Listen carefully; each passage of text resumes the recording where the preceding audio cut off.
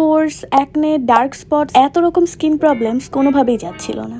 এরপর ফাইনালি এগুলোর একটা ইফেক্টিভ সলিউশন পেলাম। So this is skin pro acne clearing gel cleanser, যেটা পাওয়া যাচ্ছে মাত্র 190 টাকায়, which is the best solution for clearing active acne.